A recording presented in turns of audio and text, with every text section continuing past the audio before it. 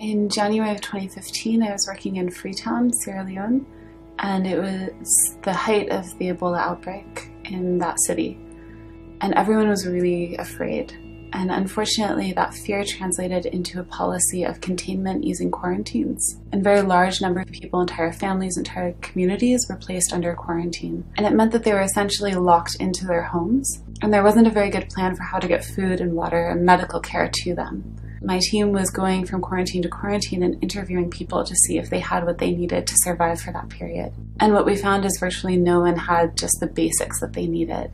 There were pregnant women who were locked into quarantines and they didn't know where they would go to be able to deliver their baby safely. We had situations where families were in a quarantine without access to a latrine.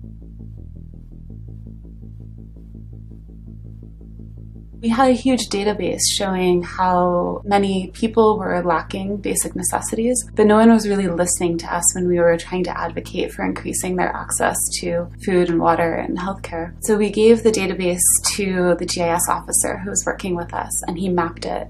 And all of a sudden we had a visualization of where people were and what they needed in each of those areas. When we went to the official meeting, we put the map on the table and we had a copy for everyone. And all of a sudden they could see exactly what we were talking about and they couldn't be ignored anymore. People actually had to change policies and change the way that they were operating in order to meet the needs of people who are under quarantine. GIS stands for Geographic Information Systems. It's an out branch of mapping, but unlike a regular map, GIS is using multiple layers of data.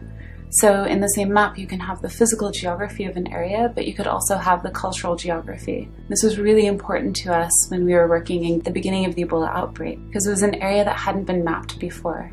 So we needed to know where villages and roads were, we needed to know where the bridges were so that we could reach villages. We heard a lot of rumors about an area where there were cases, where there were sick people, where there were more than the usual number of funerals, and we didn't know where they were or how to reach them. Once we had maps of the areas, we could actually plan out strategically how to reach them.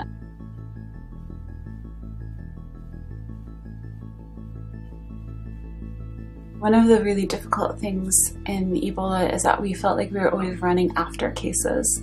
GIS was really important to us when we were able to map the exact location of cases and then also how many cases had been found in each location. In that way, instead of simply sending medical teams to places that already had cases of Ebola, we could also send health educators to places that were geographically proximate but didn't yet have cases of Ebola.